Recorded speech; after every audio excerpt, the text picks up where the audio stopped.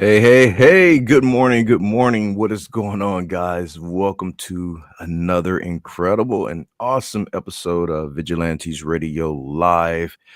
Yes, it's one of those live shows where we have a guest on camera. Very peculiar phenomenon, I think. It's very new for us, but it's 2025. We have to keep up with technology. And here we have the main man of the hour, Tyler Ray Mitchell. Today's guest embodies what it means to walk between worlds.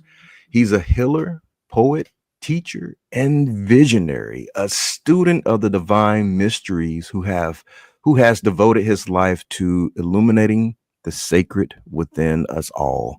His book, The Great Work, is more than just a read, it's a ritual in remembrance of who we truly are with roots in Colorado and a spirit that spans galaxies.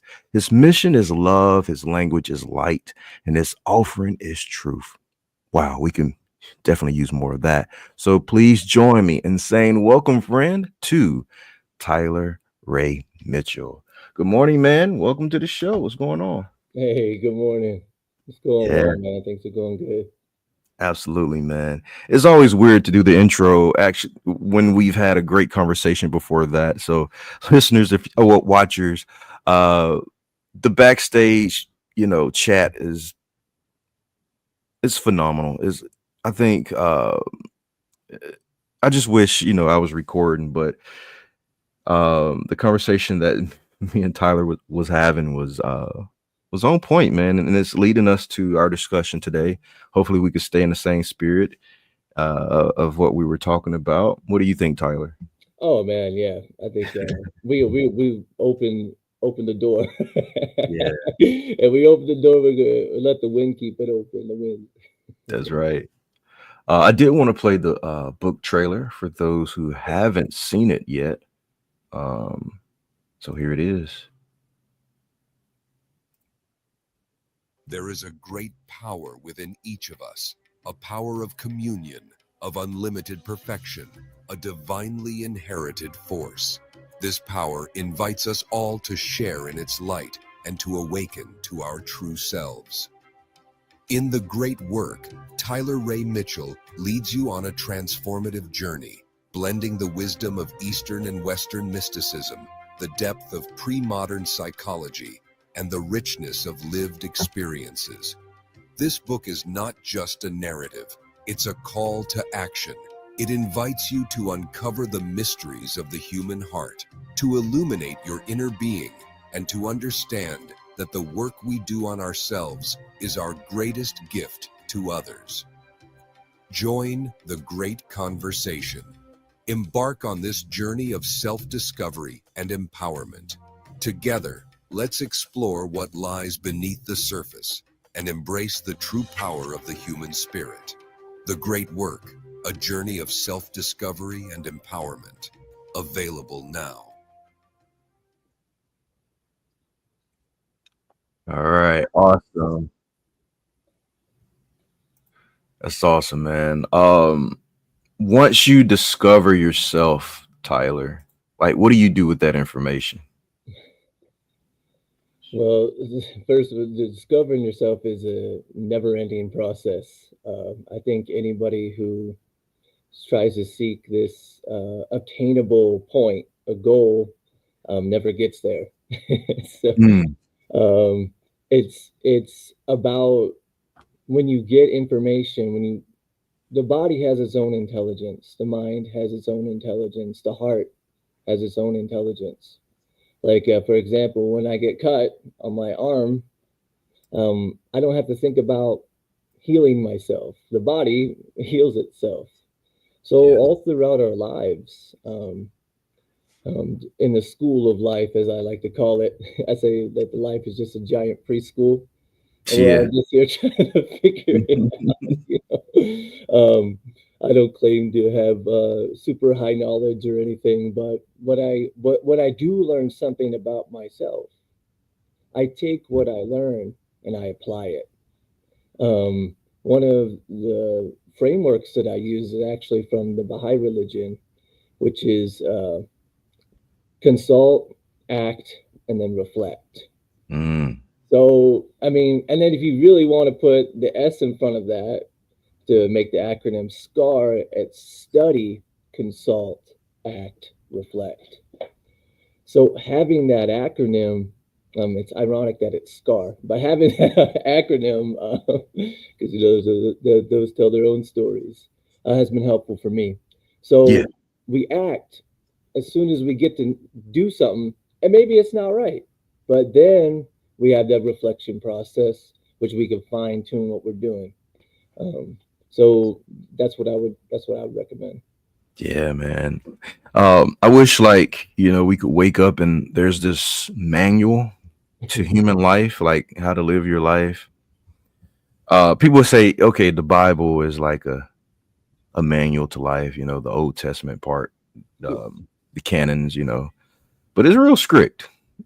You might Yeah. as well don't go outside, don't get out of bed, just to keep, a perfect alignment with the universe. And even in like my later years, man, I used to be a bug smasher.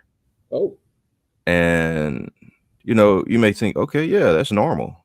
But is it really Mhm. normal to kill bugs that don't even really bother you? They're just trying to live and provide for their ecosystem as much as possible, just like we are as humans. So I stopped smashing bugs a long time ago. Now, if they bite me, it's fair game. Yeah, But yeah, that's law of the jungle there. yeah, yeah, if you bite me, come on, come at me, bro. That's a different story. You're getting smashed. Yeah, yeah. But other than that, man, I let them go. Hmm. I try my, even if it's a spider, I try my best to open the door and let it out.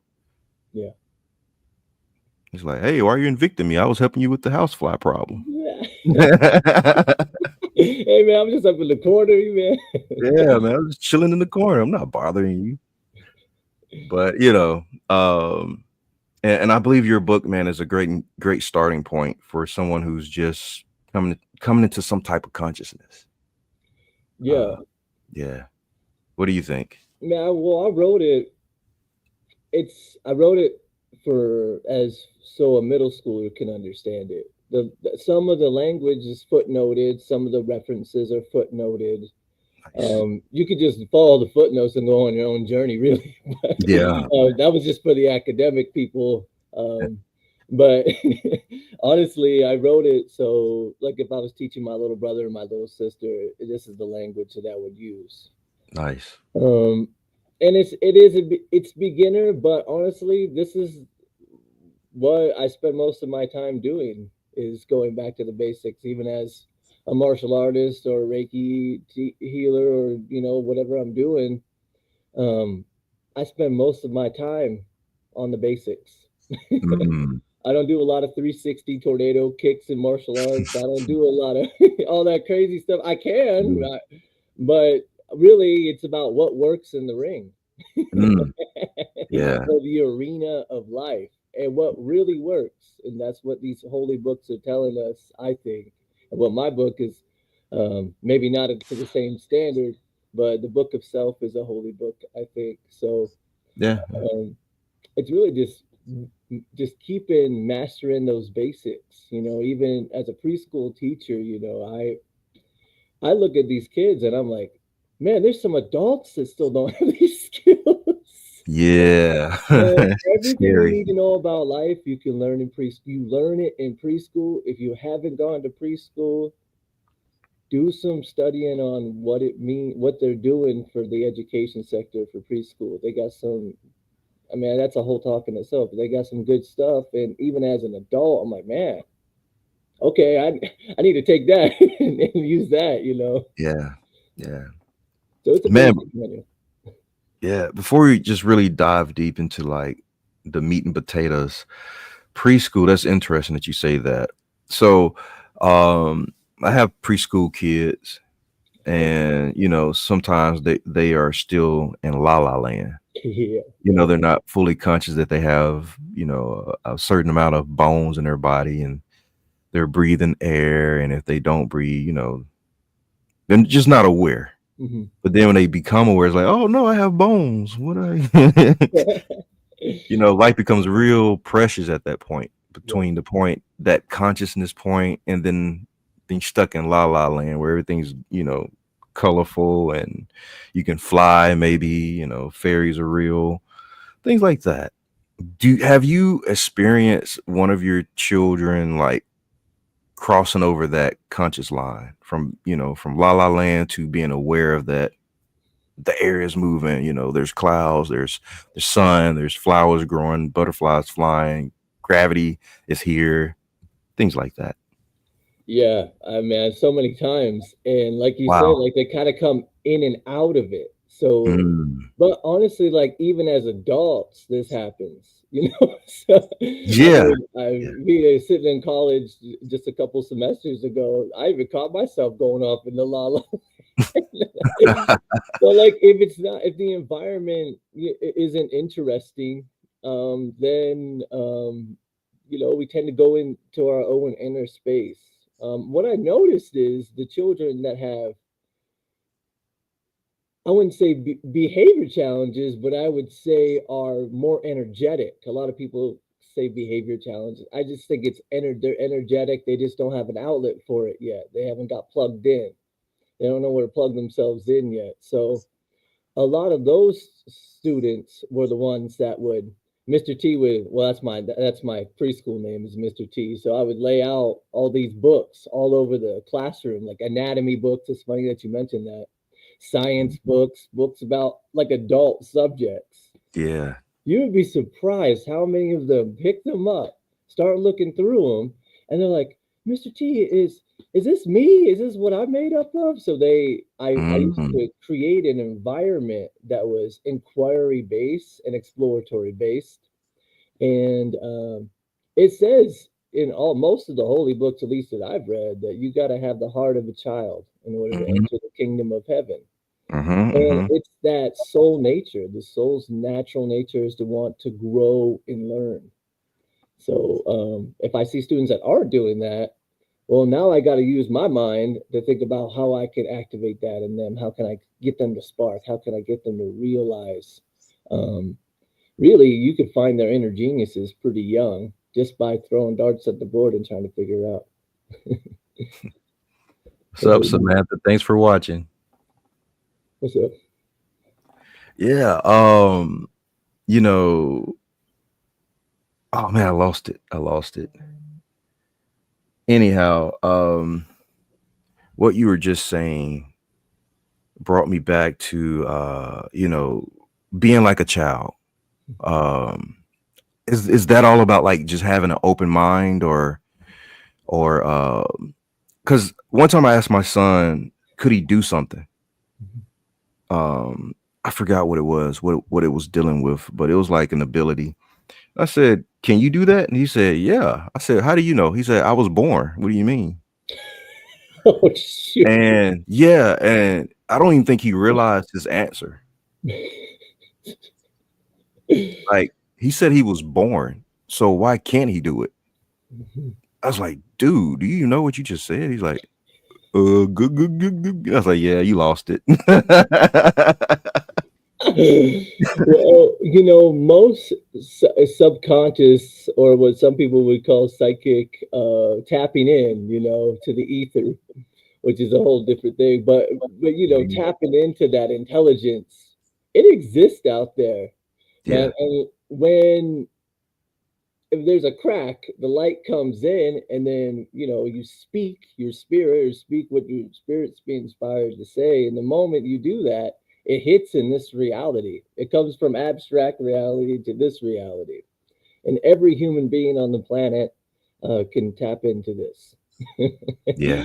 at any age. So, what does it mean to be a child? It means that to have your heart open, to have your mind open to inspiration, and then they don't have a filter, so they don't have to worry about being self-conscious. Mm. Self-conscious is a construct Mm. that's created by the ego, and we need just enough ego not to get hit by a bus. That's it. Mm.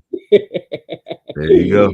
And so it gets you back to that playful state, that playful nature, that, but now with the intelligence or the maturity of the adult and experiences as an adult, the only difference between a child and an adult, as far as I could tell, is their experiences, their knowledge from their experiences, and their uh, this ability that the society kind of puts on them, like the constructs, the constraints that they put on them to make them separate. You know, childism, as long as war exists, childism exists. Because Mhm. man, those little guys, they don't need none of that. Yeah. Man, Tyler, what's been on your heart and mind lately as you reflect on where humanity is heading at this point? This morning I woke up really early. I was super excited about this interview. I got up probably about 4:45. Oh yeah, that's real early. And well, my mind was running. I was active, psychoactive. My brain was rolling and stuff. Yeah. And I was just watching my thoughts. I was just listening to what I was saying up there. What whoever's talking up there, I still haven't figured that out. But my buddy Mhm. used to say, all his voices in his head speak a different language, so he can't understand what they're saying. I said, well, that's a whole different talent. Yeah, We man. gotta explore that. But anyways, as about 40 minutes, close to an hour goes by, all of a sudden I start hearing all these birds. And man, they're all different sounds. Be having a little bit of a music background. They're all different octaves, all different sounds, and they're rhythmic. Mm. I'm like, I don't think I've ever heard this many birds at this hour in such unison with each other. And I was thinking, man, humanity is like that. And I noticed, and I'll get into that in a second, but as the sun rose, the birds stopped. They just Hmm. went back to regular activity, like they were just chilling, like flying around, just being silly. But what I thought was, I said, man, humanity's kind of like this in a sense, that we really need the oneness of humanity, meaning that all these birds, though they sang a different song, at one point in the day, at least from my experience, they all converge to give reverence to the sun, Hmm. the rising sun. And so, as I reflect on humanity today, I see that the sun is rising and people are starting to come in harmony with each other. Um, that song, "The Three Little Birds" by Bob Marley. Don't. Mhm. So it reminds me of humanity's reminds me of this is that more voices are coming together in unison. And right now we're at a stage, speaking about developmental psychology, we're in a stage of adolescence, I think. I think collectively we're at adolescence and we're going through the birthing pains of a new world. And the oneness of humanity has become more prevalent to people as as moments and seconds go by. I think more people are realizing the need for this. Hmm. The need for a collectiveness of community. Yeah, Uh, actually, the two words I would use is unity and diversity. mm. Meaning that because we're all different, like those birds that were chanting to the rising sun, that's a reason to come together. I mean, I don't know if you know much about music, but in order to make a chord, you got to play at least three different notes. Oh yeah. Oh yeah. I mean, unless you're doing an octave chord, okay, that's a whole different thing, right? That's technical, but you gotta put different notes together to make that sound. And right Mhm. now, I think people are learning how to harmonize and they're learning how to connect that way to strike the chord of unity and diversity throughout humanity. I think that's I hope so. it's I really happening. I mean, me sitting here. Yeah. That's one. That's two. Keep going. You can keep. Hey, the Maharishi effect, which is like this really cool book. It's about if 1% of humanity develops a high state of altruism and a high state of empathy and action, That's enough to move the fulcrum, to Mhm. change the trajectory of humanity. 1%. That's what he That's all said. it takes. That's what he said. Wow. Okay, that is definitely some hope. And if Um, there's two people, three, four, the audience people are on it, we're getting that's close, man. yep. We're getting there. I mean, I don't know what 1% of I don't know where we're at, 7 billion. Yeah.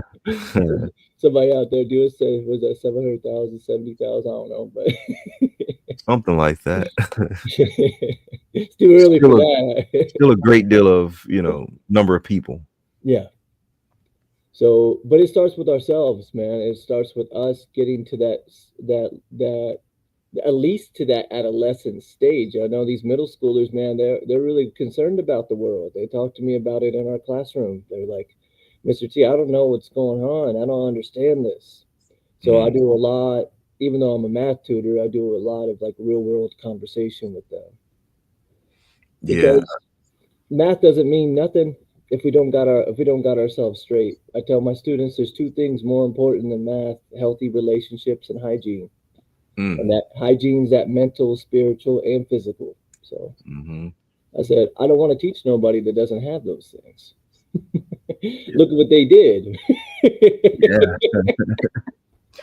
Yeah. Growing up, man, hygiene for middle schoolers was like scarce. Hey, I'm surprised, man. They at least the students that I see, man. I try to keep them in check. I'll pull them aside, you know. Yeah, man. Check yourself where you wreck yourself, buddy. That's right, man. That's why it's that reflection, you know. That's it. Hey, man, if you see a mirror, stop and take a look. Take a There it peek. is. There it is. There it Uh, so, is. I keep man, one on me. yeah, man. So, I know that we are headed towards some harmonious times as a collective. It's taken a while. It's taken a long time, but we're getting there.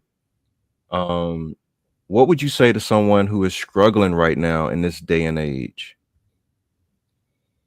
There's a couple things I'd like to say. The main thing is that if you're doing the work, if you're putting the work in to develop yourself, not idolizing other people and trying to become them, but becoming the best version of you, if you're investing in yourself, it pays off. What we practice in private, we're rewarded for in public. So don't give up hope. And if you haven't got started on it, I mean, I think about this is a short little segue, but I tell my friends this all the time. I said, "Man, you're playing those RPG games," and they're like, "Yeah." I'm like, "What's RPG games all about?" And they're like, "Well, I make my character, I develop my character, it develops qualities and attributes, it develops powers." I said, "And how many hours you play on that?" They're like, "I don't know, 30 hours a week, 20 hours, 15 hours." I said, "Take half of that, work on your own character." Mm, I mean, just take half of that, wow. man. Like just take half of that. Wow. I mean, what about this character? Yeah. Ooh. Like what about this? I think that what's been happening, we were talking about backstage a little bit about this transhuman movement, is that Hmm. they're actually starting to create a matrix within a matrix. Hmm. What that means is it's a distraction from the distraction. Now Yeah. it's getting layered. Now is the time to come back, return home, come back to your heart. Yeah. And, But and Tyler, yeah, what if people are thinking, because in these RPG worlds, you are the creator and you're basically essentially directing this character, picking the attributes, the strengths, the weaknesses, the powers, the knowledge, the wisdom, things like that. And maybe in real life, we're thinking someone is supposed to control us to gather these different resources or grind it out. If you play those real RPG games that are just full of grind mode where you have to, yeah, really yeah, work to get. Let's take Minecraft for instance. It's the okay, movie yeah. that's out. Yeah, it's the game that's been around for a minute, and now they're charging again for this game, which is I that's know, another man. topic. It's another Well, topic. Used to be free, but anyway. Um, yeah, what if we're thinking someone is supposed to be controlling us to gain these resources and attributes, and we forget that that someone is us? yeah, I think you hit the nail on the head when you said forget. Mm, And when we're a child, like your child said that I'm born, so why can't I do it? I'm born, that's why I can do it. And so we have forgotten what it means to be a human being. And we have forgotten that there is a creator, that there is this, I call it the great mystery, that is actually emanating this reality. mhm, Now, when it comes to who has control, I'm not my body and my mind. If I was those things, I wouldn't be able to control this. What I am is, and what we are, I believe, is we're souls. Is that our soul, kind of like the Sims character, we're in control of our Sims character from the point of controller. We can control what the Sim character does. And so because of that, we have what we call fourth dimensional reality, that we can enter in a state of observer watching ourselves do the things that we do. So we need to recognize that to a certain degree, I would say we're co-creators of reality. And I think some people want all the power. This is mm, what's and when people get the power, most of them realize I don't want to do mhm. it. Nobody wants to play God. Yeah, And if you do want to play God, then come into your own seat in your own heart and see what happens for yeah, you. At least get in your mind and work those things, you know. that's So right. I think that co-creating is real recognizing that I can't control what's going on with you. You can't control what's going on with me to a certain degree, but I can control what's going on with me.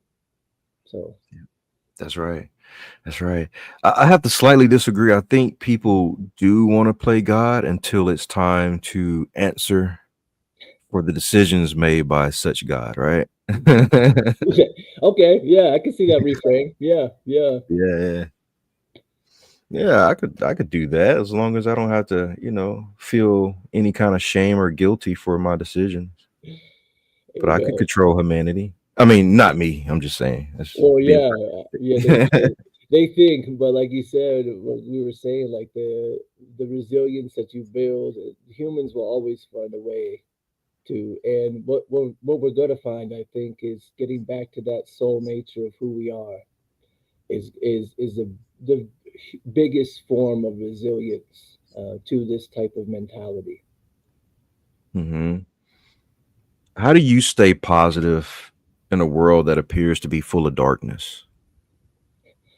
Well, there's only one way to get the darkness out of the room, is to turn the light Mm, on. dude. You can't beat it out with a stick.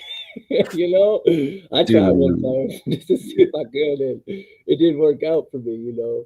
So there's that little song like "This Little Light of Mine, I'm gonna let it shine." That old hymnal. But the truth is, we all got a flame. In some traditions, the flame is the spirit, and so we have to recognize that there already, if the fact that we're alive and Mm, animated in this reality proves that we have a fire within us. So it's what we feed that fire, it determines how bright our light is. And so um, recognizing that the only way to get darkness is to turn on the light. That's it. So yeah, shine and come what may. right. Man, so your book, here it is, guys, just in case you don't know what it looks like, The Great Work. Your book opens with the love letter to humanity. Yeah. What sparked that emotional tone, and why did you begin with love instead of logic? Well, the one line is that the world needs more love. I mean, man, we got all the intellectual stuff. We got all the tools we need. The thing that science is missing is love. And I think the future of science is the love of the creator, the love of the great mystery. Is the science of the love of the great mystery will be the future of science. But uh, what we're saying, I got segued. I was just asking about, Oh, why love? Why love? yeah, why Why love love? instead of logic? Well, Yeah. man, like I said on the radio a while back, was that love is the force that binds everything together. But in my book, love, the heart, is the doorway to new realities. And Mm, so I start off as, or in one of, as I always tell people, love is the key that unlocks all the doors. So it's to open the reader up, and additionally for me to help the reader feel my love for them. yeah. Originally the book was just written for my friends and my family, but then it evolved into something way more than I could have possibly imagined. Mm, So it was to give them a friend, when they were sitting in the dark, to be with. And so that's why I wanted to start off with that tone, because it's a part of who I am, introducing the reader to who I am as a person. yeah. I like that. And man, you have a green thumb, right? I mean, not today, but no, no. Yeah, I got, yeah, yeah. Yeah, we got a little windowsill garden. We got a couple things. All right. We've grown some food in the past. All right. So you will understand this. So, w- based on what you were saying about love, it's the thing that just connects everything. It's the answer for all of the evilness in this world. I mean, there's a saying in the holy book. One of the greatest commandments is to love others as you love yourself. Mhm. And if that is the golden rule, if that's the one law that we should at least try to live by, I think it would eradicate evilness out of our hearts and out of our reality. Hopefully, we can get to that one day, or nirvana of some type. But I like to think of the heart, the condition of a heart, as someone with a green thumb. You can identify good soil from clay. Mhm. I grew up in Mississippi, and there's a lot of clay here. People think, oh, agriculture here in Mississippi. Not, it's not always true in every part of Mississippi. There's a lot of clay, and a lot of houses that have fallen because of that. But Mhm. um, with good soil and heart, you can grow things. But if your heart is clay, you say clay is not so bad. You could shape things. But yeah, once you shape something in clay, it's stuck in this shape that you've made it unless you break it, you know. So is clay really good for the heart? You don't want to just shape one thing and it's stuck in this one, you know, um, shape for the rest of your life. How can you grow or receive anything else? Um, yeah, that's all I wanted to say about that. Yeah, one of my favorite verses from the Baha'i writings is, "In the garden of thy heart, plant not but the rose of love." Mm, But you know that rose has a little bit of thorn. So, mm, yeah, and so, you don't, the story of the Arabian Nights, or Aladdin, we'll say Aladdin. yeah. It's a diamond in the rough. Diamond is one of the sharpest things. They make saw blades out of them that can cut through concrete. But it's one of the most precious and softest. It could be the precious and the softest, but it's created from pressure over time. Hmm. And so when I think about, you gotta have fertile soil to plant the seed, Hmm. and that's the beginning of the work. Especially if you're starting off with soil that isn't good. When we're born, our soil's fertile. Mm, yeah. There's a seed that's planted inside of everyone. I believe, in utero, And so that there is a seed of perfection that's planted inside of everybody. And in the little seed contains the whole power of the tree that produces fruit. Got it. So in the seed is just not one thing. The seed is a tree that sprouts branches of other elements, I guess you could say. Mm-hmm. What would you Yeah, call this tree or this plant? I would call it, arguably, I would call it the tree of life. Mm. Yeah, yeah. um, the reason for that is because as we're all cultivators of this seed, and this is like what we're talking about when we're becoming conscious, is that we become aware that, wait a second, I'm like this soul, Mhm. and I'm like this cultivator and gardener of humanity. The gardener only has a certain amount of say whether that plant grows or not. It needs other elements for it to grow. For instance, I can't create the sun that grows the plant. Mhm. I mean, I can shine, but I don't know. I never tried it. I don't know if there are people that could hold seeds and make them sprout. There are a lot of there's a lot of research on this. They put a little water in their hand. I don't know how to do it, but Really? I've never yeah, heard of that. yeah, Wow. yeah. That's Okay. something to check out. Jotting There's it down. yeah, Yep. that's something to check out. People are doing it, and so it's like the spoon bending thing, you know. That's those things are have been researched thoroughly, and there's lots of documented cases of this. But anyways, but that's not, you know, that's neither here nor there. But yeah, the seed, as we nurture it, it's up to us to take care of it. And as it grows, we start to mature. It's a symbol, you know. It represents. It's an abstract symbolism that we're talking about. Yeah. But as we cultivate it, it grows, and then eventually it produces fruit. And when it Yep. reaches its height of its stage, and this represents the godlike qualities and attributes that a person can acquire, or I like to say powers that a person can acquire here on this planet.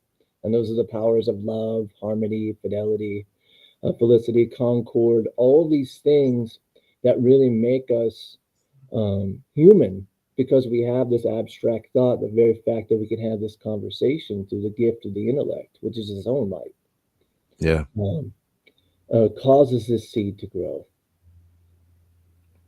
But how do we protect it, man? There's so many elements. Um, Creepy crawlies, I like that. birds that just need food, Yeah, um, yeah. thorns, clay. Hmm.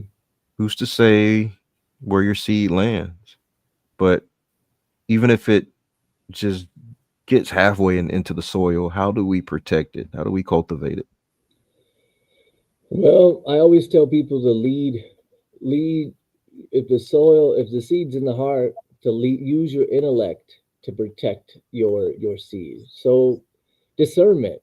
I mean, that's a gift that people acquire when they become aware that there's something to protect in the first place. Mm, A lot of people don't know or don't believe that there's anything worth protecting, so they let people walk all over them. They let people take advantage of them. They let people stomp stomp on them. And this, when you become aware of that there is a seed, you become more aware of yourself. And so we use discernment, but also honestly, like healthy boundaries. mm, You know, if someone is making you feel bad, you got to talk about it with them. Don't just let things slide. You got to that's be straight up with people. Being straight up with people is probably the best approach to protecting your seed. yeah. But sometimes being straight up hurts. Hey man, that's just what it is. It is what it is. You know, like I said, it's like a school. Man, nobody's perfect. I mean, there's potential. The only perfection that we have is the idea that we're imperfect. The fact that Mm. we are imperfect makes us perfect because we have something to move forward into. We have a goal in mind, at least Yeah, somewhere to move towards. And the gauge for that is it producing fruit? Is it making me more harmonious in myself? Is it making me feel more at peace with myself? But how is this affecting others? How is my environment? What's being reflected back to me? that's right. All right, man. Let's unpack the alchemical, a chemical. Maybe I said that incorrectly. Alchemical stages that you outline in the great work. And I have some images that you've sent me, and we can Mhm. start with those. Like this one. Yeah. What would you This call this? this is Negrito. This is called the blackening state. I want to just put a little plug in. My buddy Nick Civils was the artist for all these images Hey, coming up. He was the illustrator for my book. He does some good work. shout out to Nick. Yeah, he's one of Incredible. my big inspirations. So I just couldn't. It's hard for me to see that and not think of him. So this is Negrito. This is the blackening state, or what we call the dark night of the soul. As you can see, there is two people in there merging, but the vase is black and Yeah. dark. So this is a fulfillment of seeing through the glass darkly. So this is when we enter in a state where we can't really see reality. All we can see is maybe what's put in front of us, and we're not really aware of our divine nature or aware of a divine nature that exists around us. Got you. So blackening, dissolution, shadow work. Yeah. Shadow works a little bit is a little bit, that's a whole conversation, but yeah, it's basically do that's the stage where a person reaches a point where a low point where they're like, man, nothing's helping me. And even people that don't pray will pray in this state Mm, for something to help them. yeah. So this mechanism, I just think it's a mechanism. I don't ever take these things personally. I've had a bunch of them myself. But when they happen, it's just a mechanism to compel you or to attract you to the divine. Mm, Very much when a teacher or put you in a state of reflection. When a teacher's like, hey, like go sit in the cozy corner for a little bit. mhm, Just mhm. go relax a little bit. Life's getting a little heavy. So I actually see it as an act of grace. Once you get that, if you have a sunny disposition, if you don't, then you're really in it. Yeah, but hey, man, do we really reflect when we're in the corner, or we have to go to the reflection point, the square, as some teachers call it? Hmm. Are we really reflecting on our actions? Are we like mad because we have to be over here away from the fun? Well, man, well, children, this is why this cozy corner thing doesn't work because they don't Mm. actually like preschool. They don't have the ability to reflect on their actions. Yeah, yeah. So a lot of us haven't developed that as adults. So this is why this other Ooh, mechanism happens.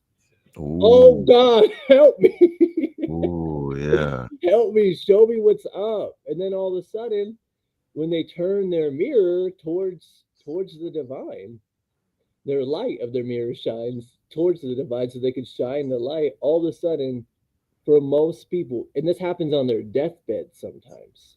That's Mm, also part of the blackening state. It's the beginning of death.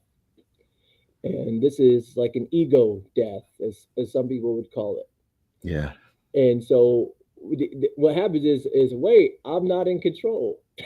I don't have any power. I'm powerless. There has to be a force that's greater than myself. That's right. That's right. All right. So the second image. Oh, that's the third one. Everyone. Okay. The They're the, out of the second order. one's Okay, here it is. Here the it is. woman holding the baby. Yeah, yeah. Yeah, yeah, yeah. Yeah, that's albedo. That's the whitening state. That's the state of when the light starts to come through and you're starting to purify. you're starting to get some clarity about what's going on.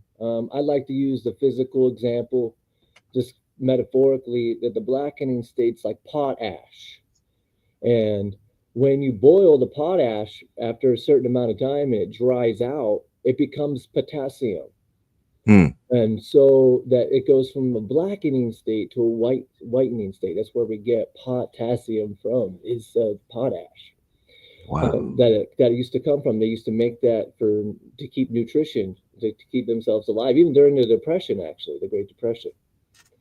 And so this is a state when you are starting to develop some health, starting to really look at your life. The image is the feminine holding the child. Is that you are that child in this state, and that's the mother. There's that song "Let It Be," by the Beatles. Mother Mary comes to me, speaking words of wisdom. Let it be. This is when you realize your soul nature. Yeah. Begin to start to realize that you're like a baby. Yeah. And as a baby, you have to allow yourself to be taken care of. Yep.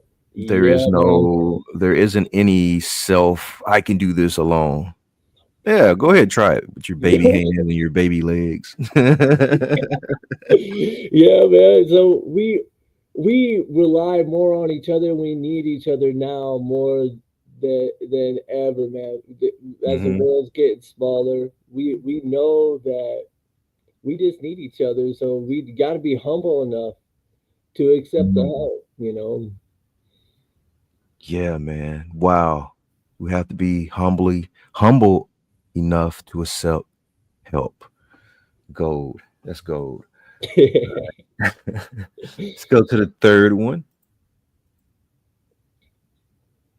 This one's deep. This one's called citrinitis. Sometimes in the alchemical process, it could be blended with the whitening state because it's likened to the whitening state. But in this specific instance, the man is on top of the lion, and that lion is his ego. So he is now in control of the things that used to control him. As a child, our impulses control us. But as we develop and start learning that, hey, maybe this impulse isn't serving me, it's not doing good. Maybe me, eating all those Tootsie Rolls or whatever I'm eating, causes my stomach to hurt. Maybe I shouldn't do that. So we start to put our lion in check. Or, in other words, the man rides the chariot that the lion's pulling. And we put the lion before the after the cart Yeah. instead of the cart before the lion, and that's that cart before the horse metaphor. Is like we got to put what's best for our highest nature, which is our soul nature, before our animal appetites. Hmm. There's nothing wrong with them, but we just got to make sure we got to keep them in check. That's right. So that's what that symbolizes in short. Yeah. So I had this question before. Someone asked me, what was the moment that I began to realize my spiritual awakening and understanding how everything just clicked, not just intellectually but practically. And I was like, I think it was just gradually over time, different pieces and nuggets just started to fit together. It wasn't like someone just come in and turned the light on and I was like, oh, now I'm all knowing, all seeing. No, it was always just a vision here, a glimpse here, or an experience here that kind of kept turning those different or unlocking those different doors in my psyche, in my understanding. So for you, man, was there a particular moment where your spiritual understanding clicked, or was it gradual over time, not just intellectually but practically? Yeah, I like what you said there, because I think you again just nailed it. Is that the I say in my book, this little quote: if there ever was a God for us to worship that was tangible, Mm. meaning that we can understand, that God should be patience. Wow. Because if you don't acquire any other talent or ability or skill or quality, just develop patience and let life teach you. Yeah. That is So like you said, like for me, there's been, Jesus, like there's been people come in and punch me up spiritually. I've been beat up, thrown on the ground, Mm, and then people I don't even know, man. I don't even know, but they somehow can see right through me and reflect back to me all my flaws, and we're all mirrors for each other this way. yeah, And so right. I I think patience is the main key, but one of the moments for me, honestly, was about 7 years, about 6.5, 7 years ago, when I discovered the Baha'i faith. And when I discovered that, dude has his name is Bahala. Dude has like thousands of tablets on like world problems that have practical answers to, and they resonated with me. Wow. I'm a practicing Baha'i right now, and Baha'i just means person of the light. And so, and this kind of matches what the citronitis is. It's you finally beginning when you start to begin to conquer your animal appetites. Not that they're bad, but when you start to put your soul nature ahead of that, all of a sudden people start noticing your aura. You start to wear this glow about you. People say, "Hey, you're glowing. You got this glow." And what it is just me being in the driver's seat. Mm, And so that's when it really hit, though, when I discovered the Baha'i faith and the oneness of their teachings of the oneness of humanity. And I quote Baha'u'llah and Abdul Baha all throughout my book because they're a main influence why I'm doing what I'm doing now. yeah. How did you discover this? Man, that's a story. Well, I was working at a Haitian coffee house, and Nice. yeah, I cook Haitian food, and I can make some good rice and beans and some oxtail and goat, man, whatever. But uh, I did that for 4 years, and I did mission work for the community and in Haiti. And while I Wow. was there, I was representing Christianity, like in a state that I was like actually practicing. I wasn't just a Christian; I was a practicing Christian. Yeah. And so, I was surrounded by Bible verses and stuff like this, and just leading with my heart, just making people have better days. And people, all my goal was always have them leave better than they came in. Hmm. And so that inspiration for me, like, I became an improv artist, and a lot of people started coming to the restaurant to get their batteries recharged because here I was just soaking it all up all the time. I was there about 70 hours a week. And so being there, that my heart was in it. So where your treasure is, that's where your heart will be. So Wow. my treasure and my heart was in this restaurant. And while I was doing that, I call it the fixed point method. Just stay in one spot long enough, develop enough magnetism, things will start coming. But you got to Yeah, be doing stuff. You got to be that's right. serving. You got to be serving. You can't just sit there. There is no enlightenment outside of everyday life. So don't try to Yeah. go to a cave or something. We don't need that now. We need all of our people Hmm. front and center. So like the Care Bears, we need to go together.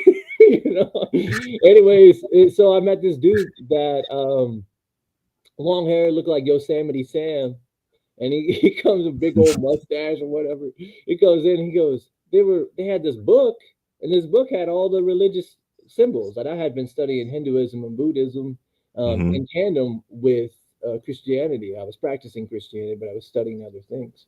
Hmm. And so when I saw that, I'm like, what's that? He goes, oh, this is Baha'i prayer book. I'm like, what's that? And I had met a Baha'i a couple years before that. He handed me like a little card because I let him ahead of me in the grocery aisle because he had less groceries than me. And I'm never in a hurry. I always get places pretty early, so I don't have to worry about stressing. Yeah. And my dad was military too, so it was all Oh, about hurry up and wait. mhm. Anyway, so he told me about it. I sat down what it felt like 3 minutes, but he had talked to me for over an hour. Wow.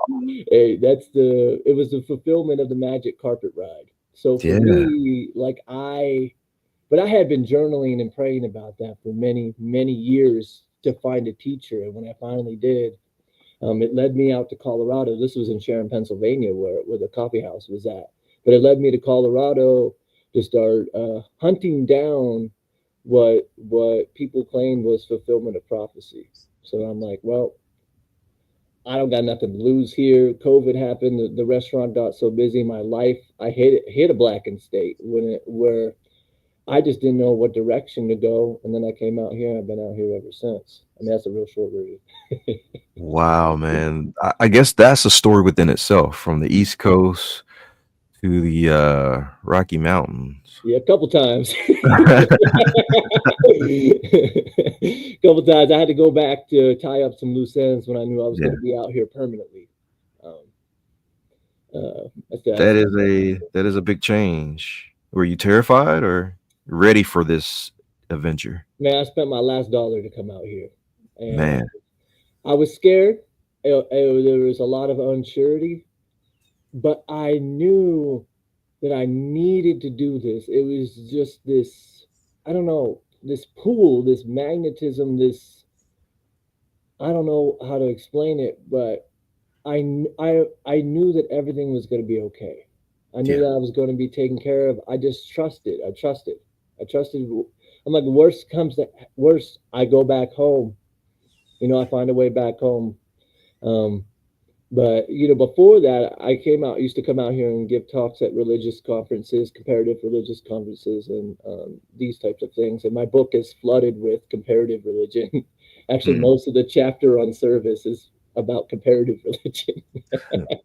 Because you got to understand people and meet them where they're at in order to serve them properly. Yeah. Um, was the great work a part of the equation at this point when you were moving?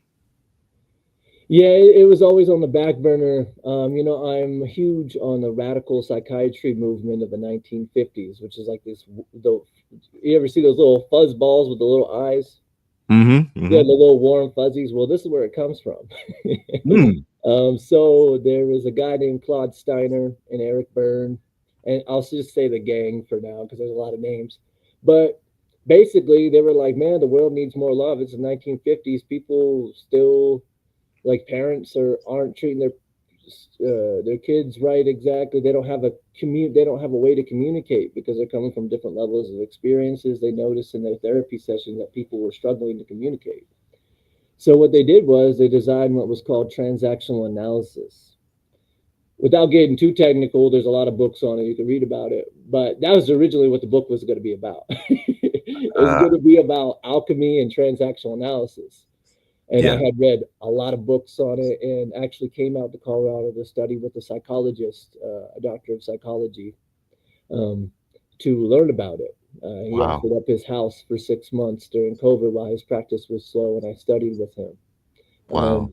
So originally it was going to be this big old heady book, Yeah.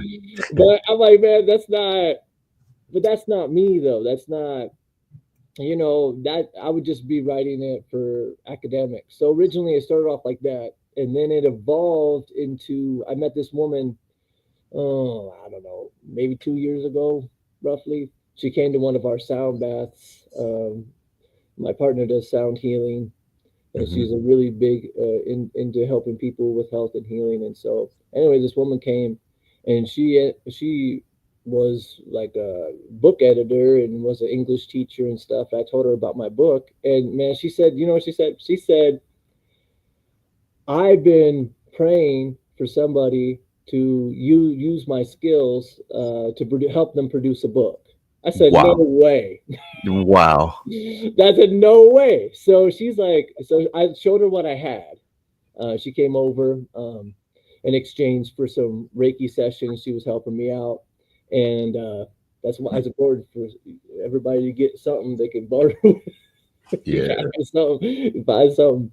Anyways, she she's like, you got some good stuff here. She's like, let's talk about it. So she actually helped me build my framework for my book. It inspired me because I had backburnered it for a little bit, but meeting Mhm. her, I was like, oh, let's roll it. Let's roll with it. And she ended up having some stuff going on. And then another woman who wrote the book, Dear Human, came. My partner just happened to know her. which is a big book that came out, I think, in the 80s, late 80s, early 90s. Really popular book. People still quoting it. I see quotes of it. Mm. But anyway, she was like, "I'll help you write your book." I'm like, "Okay." She's like, "Just give me a couple Wow. questions and let's roll it." And I was like, "All right." So she helped me get to that finish line. She inspired me. So I had a lot of inspiration along the way. A lot of beautiful people, intelligent people, guiding me on this process. Wow. That is truly dope, man. That is so awesome. How Uh, things unfolded, and then it's just not like random people with no abilities. Yeah, I want to be an author one day, and then they, help you with this book. No, these are people who've walked this journey before in yeah, their own right, who contribute and shape this book into what it is today, man. That's incredible the way it unfolded. It had to yeah. happen this way. Honestly, it wouldn't have came out if it wasn't for that. I needed Yeah, that extra push. I needed to be humble enough to accept the help. yeah. Because This- my credentials, I'm not. I write songs. I write, but as far as like know how to structure and format it, put it all together, it was kind of, I needed a little help with that. So yeah. actually, I need a lot of help with that. That's cool, man.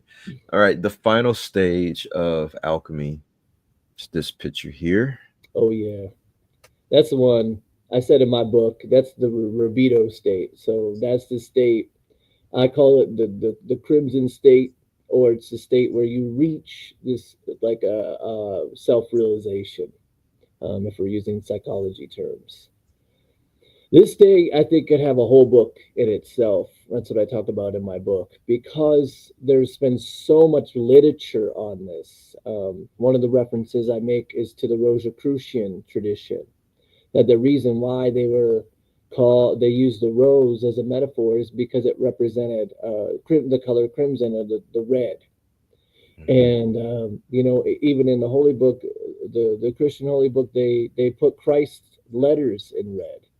Hmm. So there's something about this color that's been significant, at least in a lot of the mystery traditions. But to me, this is these states are, I'm going to quote Christian Murdy here. He says that all methods are traps. So these states are, they're not rigid. And I wish there was a framework that had to do with human psychology that was rigid, and we could all, all this be use that as a gauge. And I think psychology is still struggling with that today because of individualized people that go through their own stuff is very unique to them, Yep. and they also feel things differently. So this state, once you reach this state, you've recognized that I'm not my body, I'm not my mind, I'm actually the animator of myself. And once you do this, you start to come into getting what we call the alchemical powder. This powder you can put on metals like copper and lead, which is the point of alchemy, is to turn leaden conduct into golden individualism, from a psychological perspective and a transformative perspective. But when it comes to when you got this powder or this elixir, Hmm. now you can take anything that comes to you, any raw material, put it through the phases, or you could skip from black to red because now, having been there, you have the powder to transmute those things directly. Hmm. So, and that could be anything, but really this red is just represents knowledge, the knowledge of something. Once you have knowledge and understanding of something, now all of a sudden you could start using it to help you, but also help other people. Definitely. So this is where the fruits are produced, and the flower that's sprouting out diffuses its divine fragrances. Man, I wonder how long it takes to get to the stage, where you're just fully walking in this uh, illumination of the human heart. Another on a side note, if you notice, a lot of fast food restaurants are coated in red. Hmm. Think about it. That's interesting. Yeah, Yeah. the woman who worked on my book, she told me that that people have been using colors to manipulate reality. Yeah, I just learned about that, man. It's called colorology or something. Yeah, it's Something like of a that sort. whole science I was of like, what? yeah. Yeah. So like one of the reasons she's like, your book is this a little she's like, you got all these colors and stuff. She's like, you might rub people the wrong way with this. She's like, they might think you're like in the Illuminati or something. That's what she told me. But the thing was, is I'm addressing people using this knowledge to help empower them. Yeah, So, instead of manipulating, what I'm gonna manipulate you to become a better person. that's right. Yeah, everything isn't Pinky in the Brain. Not trying to take over the world.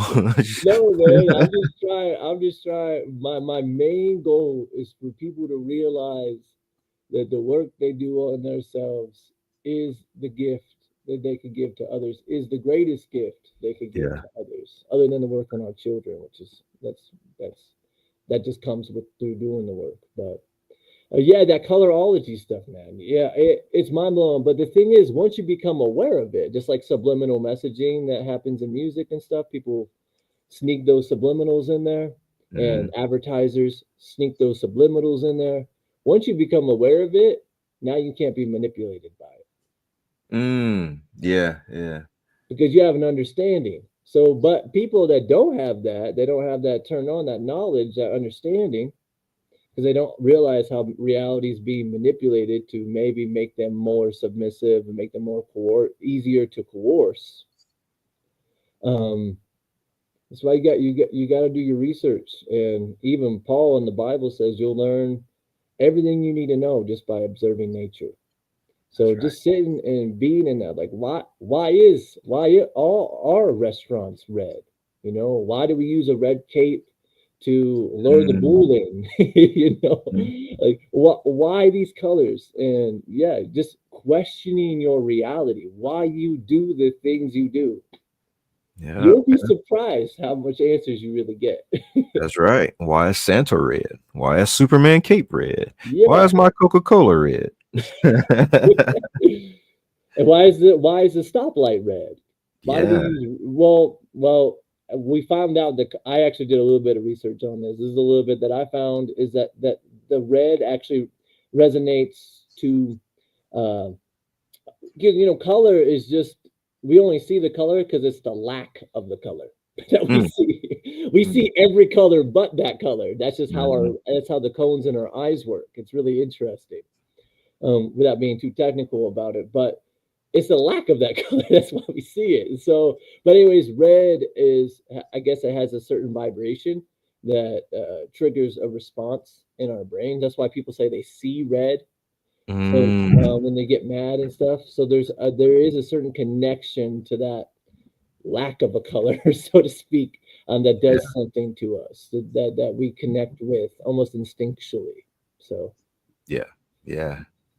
Well, Tyler, man, I would like to book a part two yeah, just because we have a lot to cover, and I think it's a great conversation.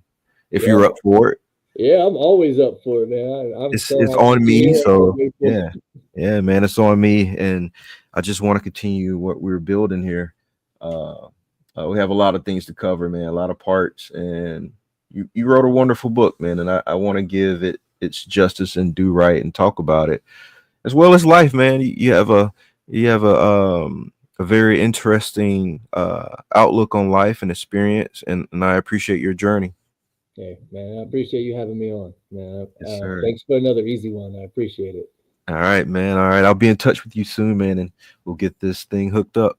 Let's get it, man. Thank you so much, man. Have a great morning. Yeah, you too. Take care. See Peace. you soon.